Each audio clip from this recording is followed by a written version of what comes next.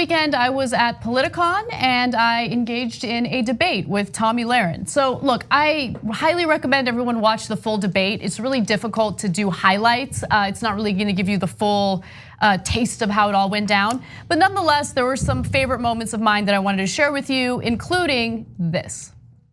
They are friends backstage, and that we all should be as well. So, I mean, if you want to speak to that, both of you, we're out of time now, but I'll let you both have the last word. Just one line, and it's a line from Bernie Sanders' campaign. I'm willing to fight for someone I don't know.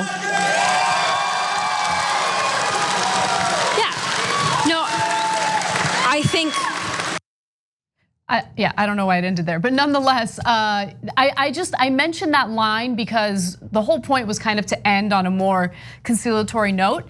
And I think that Bernie Sanders does do a really good job in saying, like, look, this is not left versus right. Like, the policies that I'm fighting for are policies that I want to benefit all Americans regardless of political ideology. I didn't expect the type of reaction from the audience that I got, but there were people there who, I mean, it was a pretty even split from my read. There were a lot of Tomi Lahren supporters there, a lot of people who are supporters of mine, but I felt like the majority of people in the room really cheered for that message. Yeah, well, it makes sense. It's a message of empathy and looking out for one another. Now, a lot of conservatives think that they believe in that, but when they say it, they mean people in my family, my friends, my community, my church. And if you're a conservative watching, a lot of you might be like, yeah, what do you mean? Well, progressives mean it in a broader circle. We mean, yes, all those things, plus maybe people who are outside of your community, maybe even people outside of your country, because they're still human. See, that's where you get the difference between conservatives and progressives. But as a message, when you say it at first, people love it. Of course they love it. Yeah. And that's why Bernie Sanders is popular overall, despite the fact that he gets nonstop horrible press coverage. Because people in power don't like that message. They're like, look out for yourself, don't look out for anybody else. And so I want to say, if you want to watch the whole debate, it's on youtube.com/TYT. Almost all the videos we do, well, all the videos we do are on tyt.com, including the membership videos. But all of our individual videos from our show every day, our live stream, and then when we do special events like the Politicon Debate are on youtube.com/TYT. It's on many other platforms as well, but that's a convenient place to get it. All right, so now let's get to some of the arguments. And I'm not going in any type of chronological order here, I'm jumping around. But this was an exchange that I thought was fascinating. Take a look. What do you think the biggest threat for young people in this country is right now? Socialism. Yeah, I do. Do you feel like socialism is, define that for me though. That socialism is taking hold? Yes, I absolutely. Well, define what you mean by socialism taking, I mean, what define socialism? Because I think we hear it thrown around a lot, but there are, I think maybe I'm wrong, I think there are differing opinions on exactly what people are talking about. Socialism in Venezuela is different than socialism in Bolivia, is different than what some people might call socialism in Norway and Sweden. They all have aspects of it. Canada even does too, but what is the socialism that you're most afraid of? So, well, like when you hear Bernie Sanders, which many of you are a fan of, but when you hear him on stage saying the government's gonna give you a job, the government's gonna give you free healthcare, the government's gonna give you free college, you work for the government, you live by the government. Do you not think that's a little hyperbole though? I mean, no, has he said the government's gonna give you a job? No, federal jobs program, he absolutely did. He absolutely did. Kind of like it's about making things available. Kind of like the New Deal, Why am I not entitled to college education for free? What makes that socialism, but free high school education is not socialism? We made that decision in this country that we were going up until high school. And if we want to talk about but college could we not debt, make the decision that we're going through college? Who's going to pay for it? College used to be free in America. Public colleges used to be free in America. They were properly funded and they were free. I'm talking about public colleges. They used to be free in America. All the things that Bernie Sanders is campaigning on are things that Americans used to have, but they were taken away from us just to give the top 1% the giant tax cuts that they're enjoying today.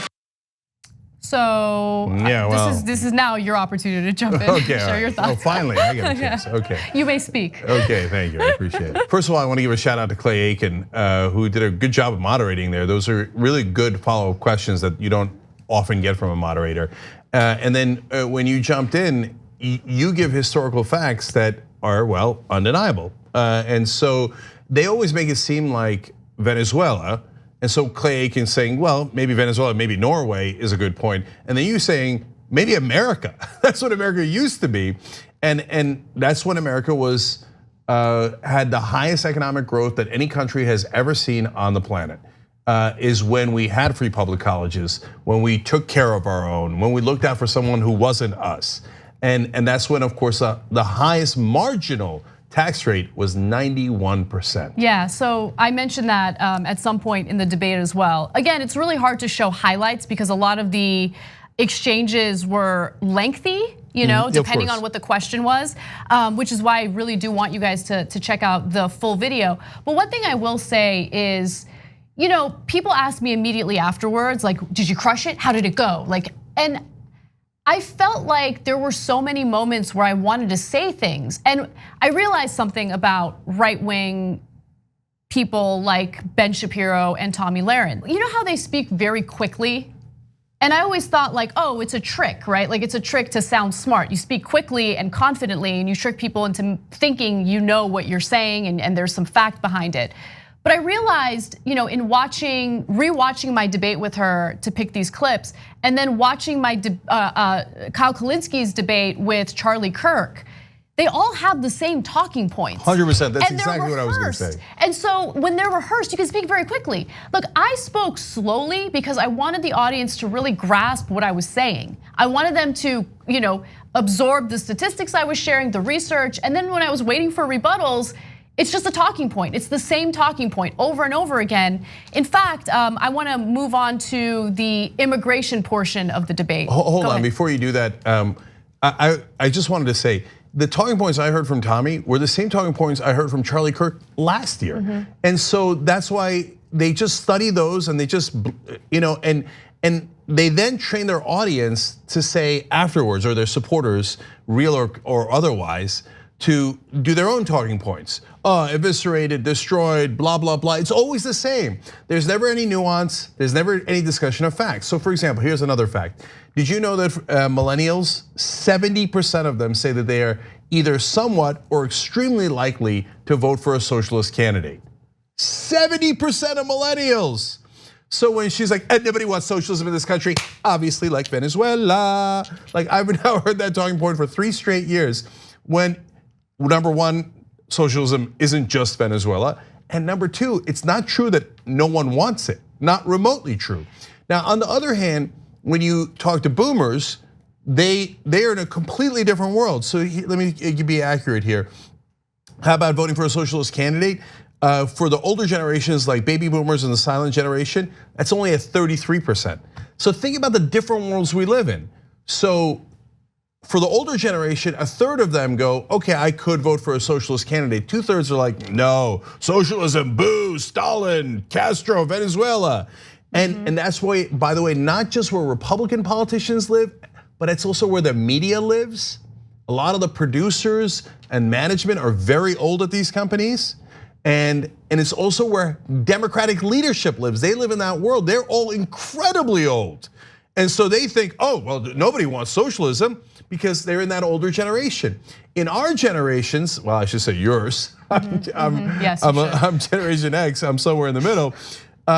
Socialism is not just viewed as acceptable or tolerable, but as actually a really great thing, democratic socialism. Yeah, because look, we understand, I mean, look, in response to the Venezuela fear-mongering, I mean, people on the left can do the exact same thing. Oh, what about Chile? What about Chile? What about Chile? Yeah. Right? I could do the same thing with the wealth and income inequality that's happening in Chile right now, which is why you have mass protests, right? So, but we don't play that game. Like there's nuance and there's research and there's statistics in that in our arguments. And that was the thing that was frustrating because I was waiting for rebuttals based on the substance of what I had to say. And I felt like over and over again, if I made a really good point and it was irrefutable, she would say, I agree with you on that, but what about, and then proceed to the next talking point. In fact, you're forcing me to say one last thing about that and we'll go to immigration. That's why Jesse Lee Peterson, now he's an extreme example, but when you make a good point on his show, he'll just go, amazing, and move on. Totally. Because they don't have an answer. And that's why Sarah Palin, in getting ready for her VP debate against Joe Biden all the way back in the day, she was so nervous and then realized, oh my God, I don't actually have to answer the questions, nor do I have to debate them.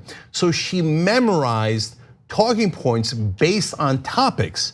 And all she did, because she used to be a television anchor, she just read her talking points.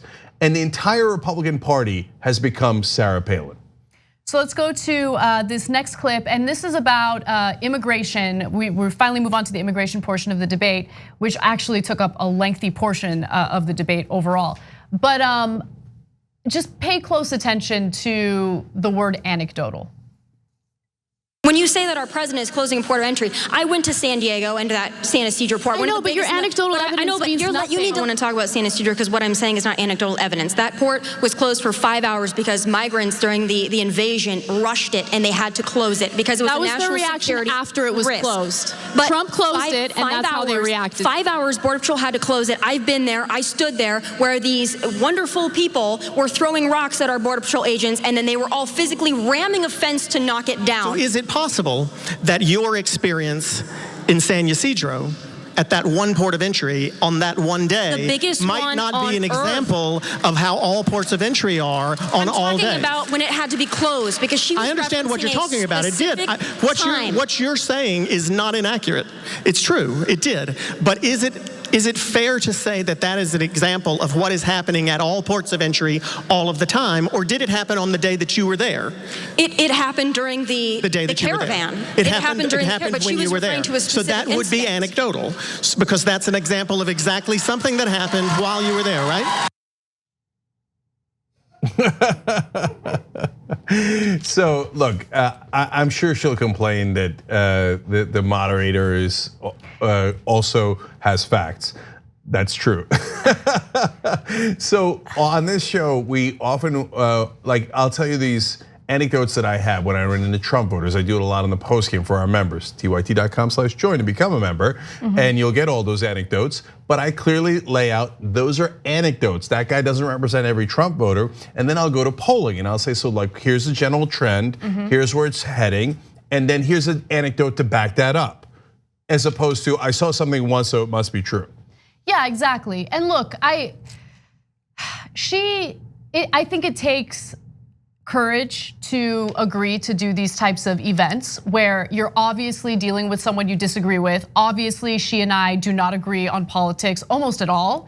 And so, on one hand, you have cold feet Crowder, who refuses to do debates and needs his daddy to step in to protect him. On the other hand, you have Tomi Lahren, who agreed to do this. So I give her a lot of credit for doing that. And look, people have blind spots. People might have, maybe a little ignorance when it comes to what counts as evidence and what doesn't. But nonetheless, I do appreciate that she was willing to have this conversation. And with that said, just one final video that I want to show you, and it has to do with my family values. I think the wall is a solution. I don't think that's the only solution. We need to change our asylum laws so that people that are actually seeking asylum are able to see those judges in a timely manner. And they're not right now because anybody is coming across the border, which by the way, you're not claiming asylum if you come into this country illegally and then raise your hands and say, I'm claiming asylum. You claim asylum at a port of entry. That is not the case. So what do we do when Border Patrol agents are literally blocking ports of entry to prevent them from coming in legally? What do we do? Because that's the thing. Trump has gone out of his way to do away with legal means to claim asylum. Look, I don't know what your family values are, but my family values are, if my family is in jeopardy, if their lives are at risk, I will do anything and everything to get them to safety. I love using their language against them. Yeah, now that was wonderfully done. But guys, these are cheap talking points as well. When you have immigration or migration because of emergencies, whether they're emergencies in terms of violence that's happening in Central America, or whether it's civil wars or climate change that's happening in the Middle East that's driving huge migration patterns, and people's families are in danger. A lot of them, shockingly, are amazing that they do find ports of entry and enter in the quote unquote legal way.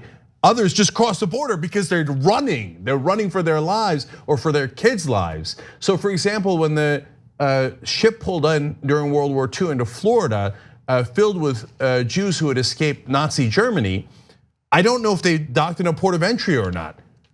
I think I'm okay with them docking anywhere they like, and we should have given them asylum and we should have protected them.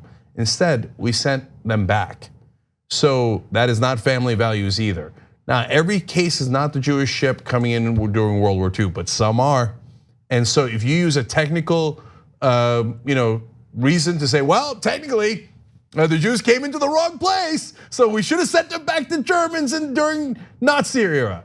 Okay, congratulations on your technicality, but that's not how values work. Thanks for watching The Young Turks, really appreciate it. Another way to show support is through YouTube memberships. You'll get to interact with us more. There's live chat emojis, badges. You've got emojis of me, Anna, John, JR, so those are super fun. But you also get playback of our exclusive member-only shows and specials right after they air. So all of that, all you gotta do is click that join button right underneath the video. Thank you.